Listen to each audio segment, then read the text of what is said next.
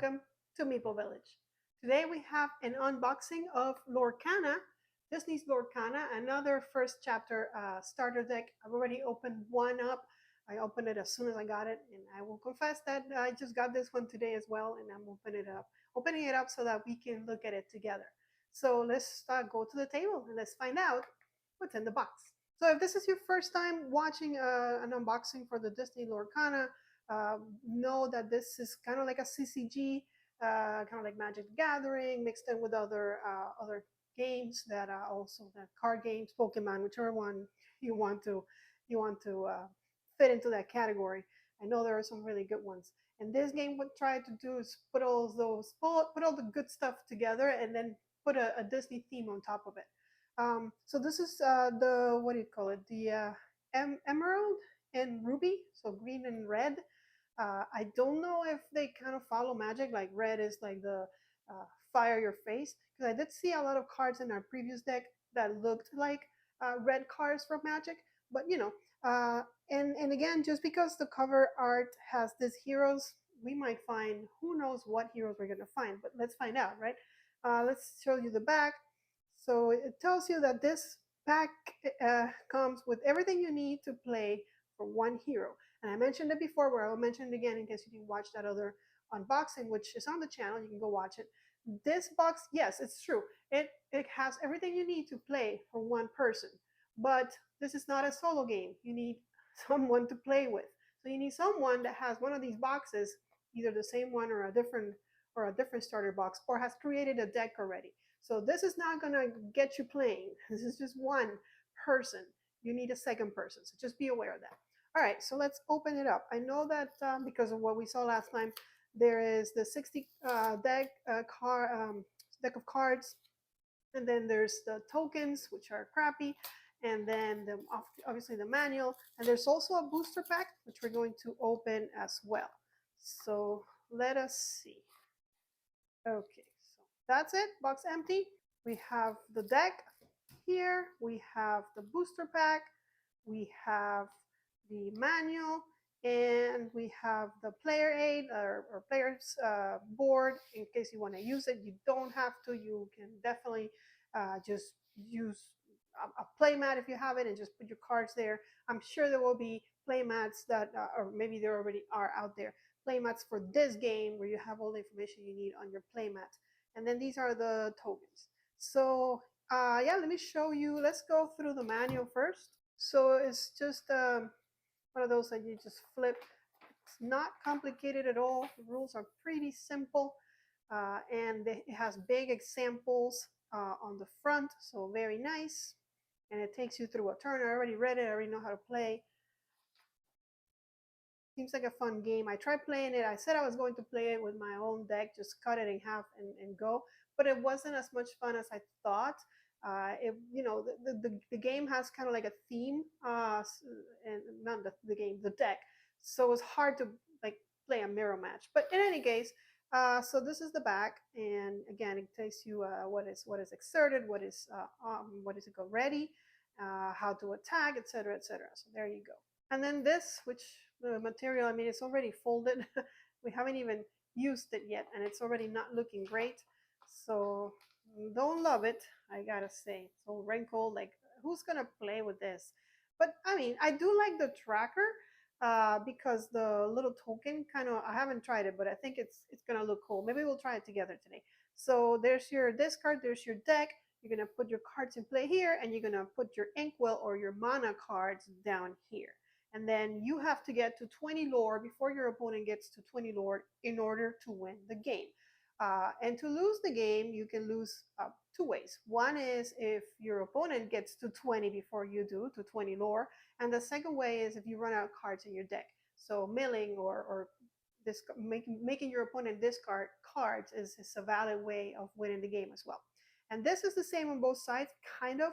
It has a dex on this side, on the left, but then over here it has them on the right in case you want to play right with the deck on this side. So that was, I guess that was cute that they included that, but again, I don't think anyone's going to play with this thing.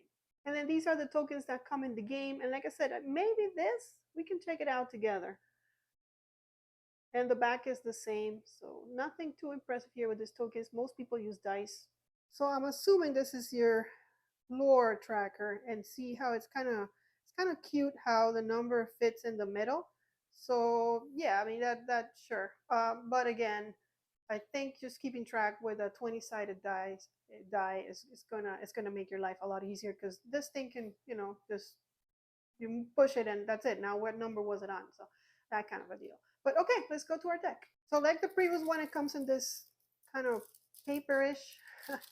And again, I don't know if that's like an environment thing, but we'll go with it. Okay, we have Aladdin is first. Let's go check it out. So there are two Aladdins, and over here it tells you their attack and their defense. So he attacks for 2, he defends for 2. You can attack your opponent's creatures, and you want to do that because every creature is going to provide lore, which is this symbol here. And again, if they get to 20, they win. A lot of cards have an ability, so this guy has that ability. And then on the top is how much mana they cost to play. And if they have this golden circle around that number, that means that this card can be used for mana. So on your turn, you can decide that this card, instead of using it for whatever Aladdin does, you want to flip it and use it as mana. And now it doesn't matter what he was or what card it was on the other side, it's no longer important. This is just 1 mana. And you can do that once per turn. So you can add 1 mana per turn. All right, our foil card is going to be Cruella de Vil with an attack of 1 and defense of 3. And down here, by the way, is the rarity of the card. So this is, I believe this is a rare. It's on the manual. Down here, it tells you how rare your cards are in case, you want to collect them. So there's common, uncommon, rare, which is the one we just saw, super rare, and then legendary, which I haven't seen yet, and I don't suppose I will see anytime soon. Our second foil is Aladdin. There's always 2 foil cards in your deck. This one can be used as mana. It costs 7 mana to cast. He's a 5/5, and he also has an ability. There are 2 dukes. They don't seem to do much. They don't have a special ability. They're pretty cheap to cast, and they can also be used as mana. And we have 3 of these, and again, no special abilities. What's up with this deck with no abilities, no fun stuff to do? All right, and there's Iago. Lots of defense on this guy, and finally, somebody you got a problem is his ability. There are 2 Jaspers, and then there's 3 Mad Hatters. Now, I want to mention, in this game, you can have up to 4 of the same card with the same exact name, but you can have multiple copies of, let's say, a Mad Hatter, but with a different name down here.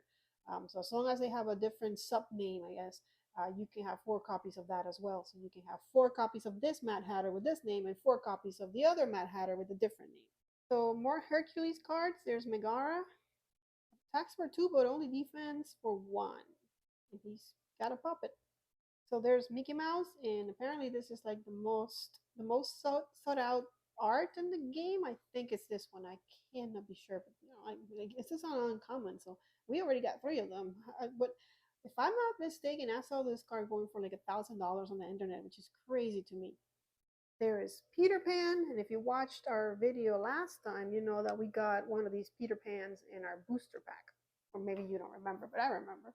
All right, we have 3 Mother Knows Best, which I think it's an action. Yeah, it's an action. So in this game, there's 3 types of cards. There are the actions, the items, and then your characters, I believe. Let me double check. Yeah, so your characters. So this one happens to be an action. Actions, you use them, and as soon as you use them, I mean, you pay for them, obviously, with the mana cost, and then you do the ability and you discard them.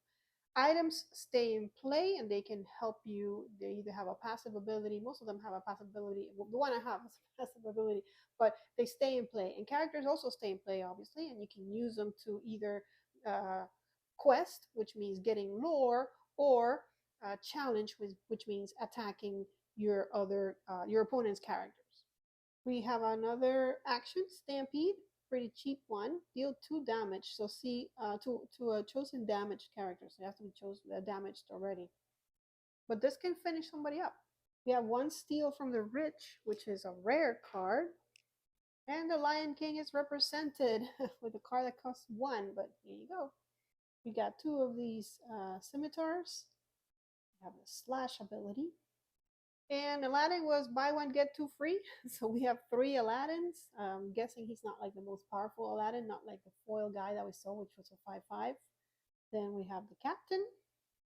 We have two Donald Ducks. So you see how, and he's a character. You see how we're mixing every Disney thing in the universe together in the deck. There's no real thematic explanation for why these people are here together.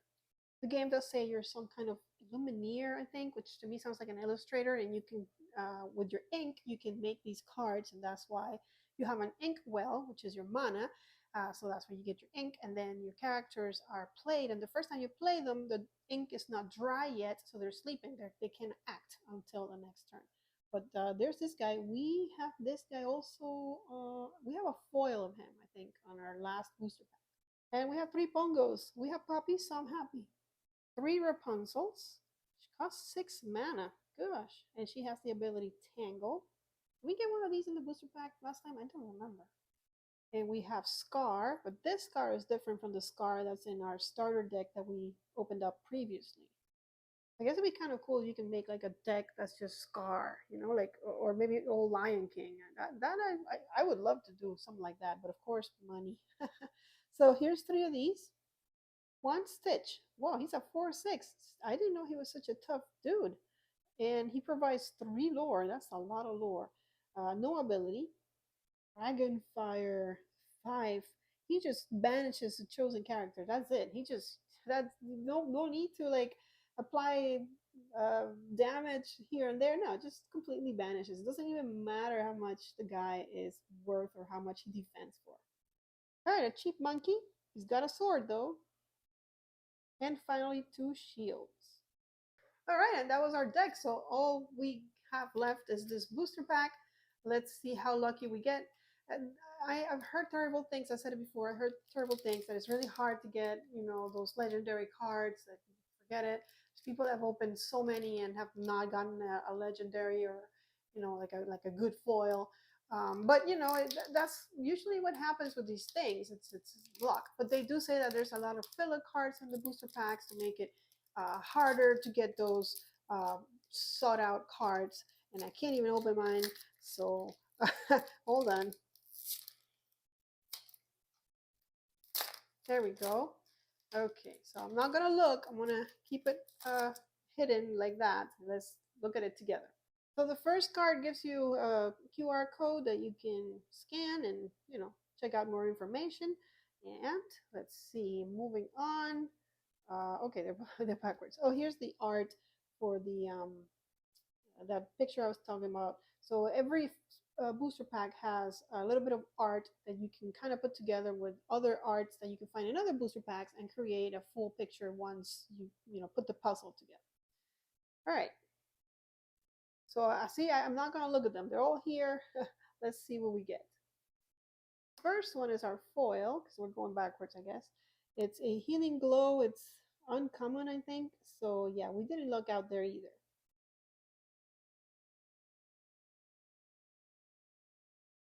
Next up, we get an Aladdin, which is already on our deck. So, okay.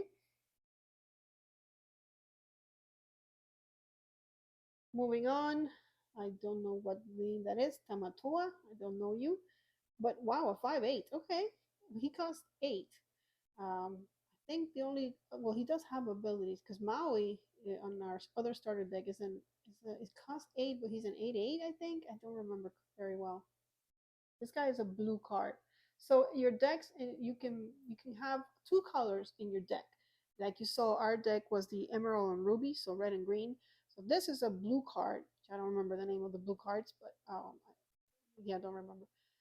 So this card will not be able to go on our deck that we just opened because he's not he's not red or green. Okay, which I should say emerald or ruby. I should call them by their correct names. Ramatala is from our other deck, so this must be sapphire, steel. It's not steel. It's got to be sapphire. They have weird names, and I don't know my colors. All right, moving on. Another one, because of course, why not two? But it's not the same, is it? Is it the same art? Same name? Oh, it's not. It's a different Tamatoa. Okay. All right, reflection.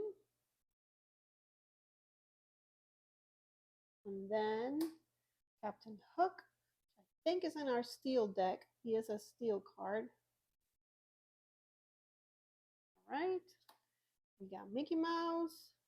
Get a clue. He's definitely on our other deck. So not the best booster pack. Okay, and then moving on, Peter Pan, which we've seen enough of Peter Pan. And Tinkerbell. All right, this is a purple card. I don't know the name of the purple, but you know what I mean. 2 lore, 5 mana. What in the world do you do? Nice. All right, 2 more. We get, okay, well, I got Pumbaa last time, so I'm happy to see this guy. Yellow, so I don't think I can put him in any of my decks yet, but okay.